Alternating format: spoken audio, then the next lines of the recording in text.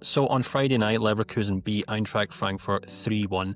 I think there were three major reasons why I think this was probably one of the most interesting games in European football this weekend. To kick things off, this was Kasper Hjulmand's first game in charge of Leverkusen after the Bundesliga club rather dramatically sacked Erik Ten Hag 3 games into the new season.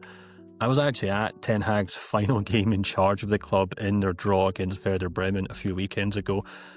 And the first thing that really stood out to me in this game was just the dramatic shift in Leverkusen's aptitude and their tactics. Not only did that show how good a head coach Hjulmand will hopefully go on to be for Leverkusen, but also perhaps underlined just how clueless Ten Hag was, even just in those first few games in charge of the club.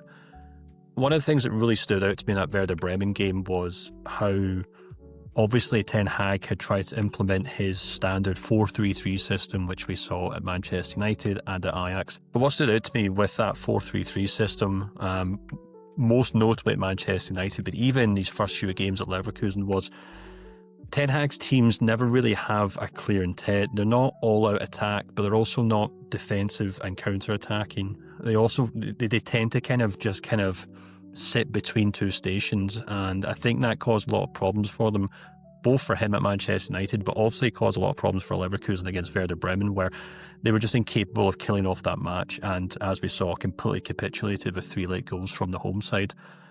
This performance on Friday was very, very different.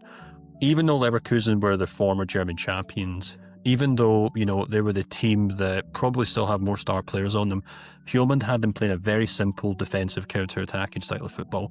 He allowed Frankfurt to come into this game. He allowed Frankfurt to have possession in this game. He allowed Frankfurt to take the game to Leverkusen. And as a result, Leverkusen were able to play this kind of simplistic defensive counter-attacking football where they could play direct football. They can kind of close down the spaces in the middle of the park in particular. At times, Frankfurt didn't even look as though they could get out of their own box, let alone their own half, with the way they tried to pass the ball up the park. And time after time after time, Leverkusen counter-attacked, scored goals, but just looked far more comfortable in their own skin.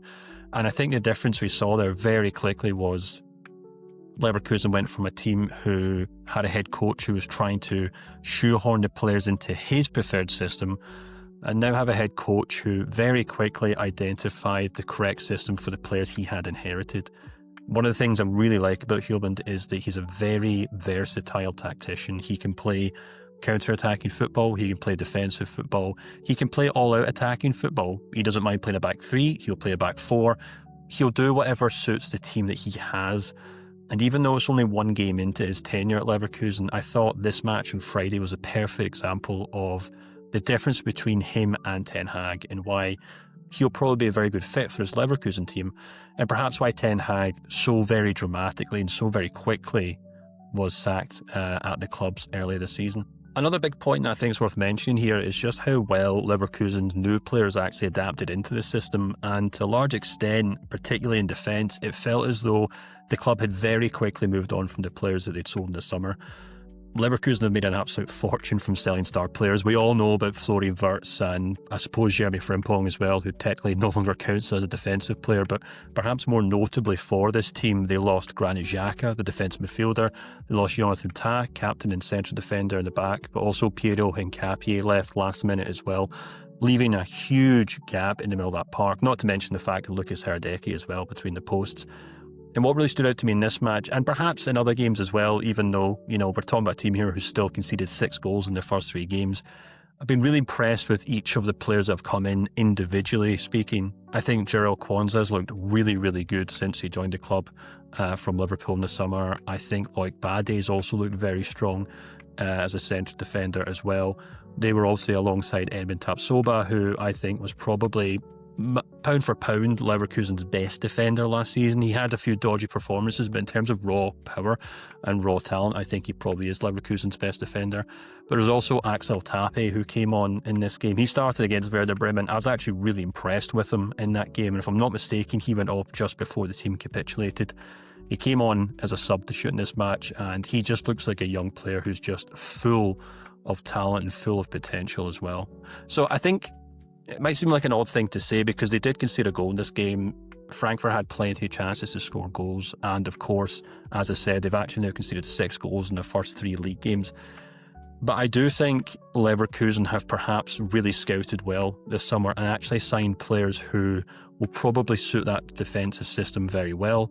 And I think in time we'll see them move on very, very quickly from the likes of Jonathan Tah, Piero Hincapié, and perhaps even that will allow that midfield to settle as well and move on from Granit Xhaka as well, which itself is a huge thing to talk about even just 3 games into this match, because what Leverkusen did in the summer was almost unprecedented with the sheer turnover of players that came and left the club this summer. Everyone thought they were going to completely capitulate because of the players they sold. But while I do think, obviously, you can't replace a player like Florian Wirtz overnight, and maybe someone like Jeremy Frimpong is, a hard player to move on. Although I would say I thought Lucas Vazquez as well also did very well on the right-hand side. I just think watching Leverkusen over these last kind of 2 or 3 games, despite the head coach change, I think all the pieces are there for them to rebuild that defence very quickly and very effectively. And I'd be very surprised if in 3 or 4 months' time, anyone at Leverkusen is bemoaning the fact that they let Jonathan Tah and Piero Hincapié move on this summer. And the final point is actually about Eintracht Frankfurt. Now, I'm a big fan of Frankfurt. They are probably one of the most improved teams in German football over the last 4 or 5 years. People who maybe don't follow German football remember the Europa League success, but they've also kind of been building up every season, climbing up that league table, and, in many ways, they are a bit of a sleeping giant in German football, since they're obviously based in, the banking capital of Germany, a very wealthy part of the country, and they have a huge and very passionate support. And at the heart of that is a very talented head coach in Dino Toppmöller. However, this game, I think, underlined perhaps one of the weird limitations about his tenure in charge of the club. Frankfurt are very, very good at beating the teams they're expected to beat. They've shown that time after time this season, last season, and years before that. But the thing that always seems to trip them up, and this is something I certainly noticed last season, was the manner in which whenever they come up against big teams, and by that I mean your traditional kind of top 4 in Germany, if you can even call it traditional, but let's say the top 4 as it typically has been the last 3 or 4 seasons. By that I mean Bayern Munich, Borussia Dortmund, RB Leipzig, and of course Bayer Leverkusen. Something's always typically happened that's kind of led to them kind of struggling on the big stage. When that limelight shines down on them, Frankfurt are typically left wanting. And I thought that was a perfect example of that in this game in particular.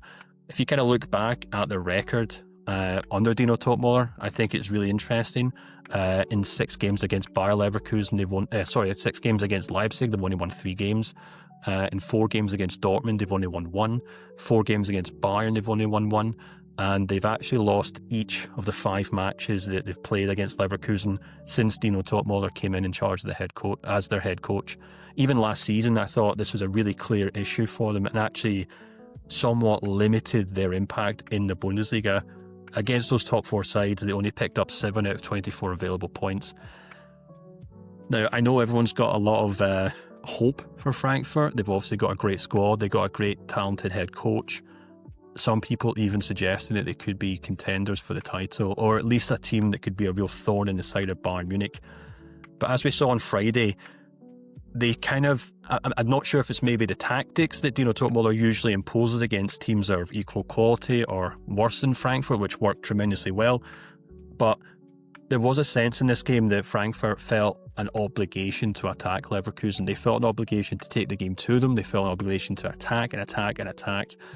And I think against really good teams, even like Leverkusen, who are perhaps all over the place, technically speaking and on a player-by-player level, still very good. And as we saw in this match in particular, that defence at Frankfurt, I think, is still a little bit iffy. They don't really have an outstanding goalkeeper between the posts unless it's Kevin Trapp. Someone like Robin Koch, I think, as a central defender, is limited at the highest level, which we saw against Leverkusen, where he gave away a penalty when he was left wanting in a 1v1 situation. And I think that probably sums up Frankfurt as a whole, really. They've always had great attacking players. They're known around European football for also developing strikers and forwards who they sell for astronomical amounts of money. But I think the system that allows them to have those players works very well to an extent.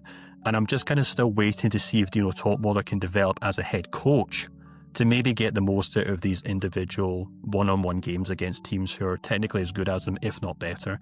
Because I felt like on Friday we didn't see that.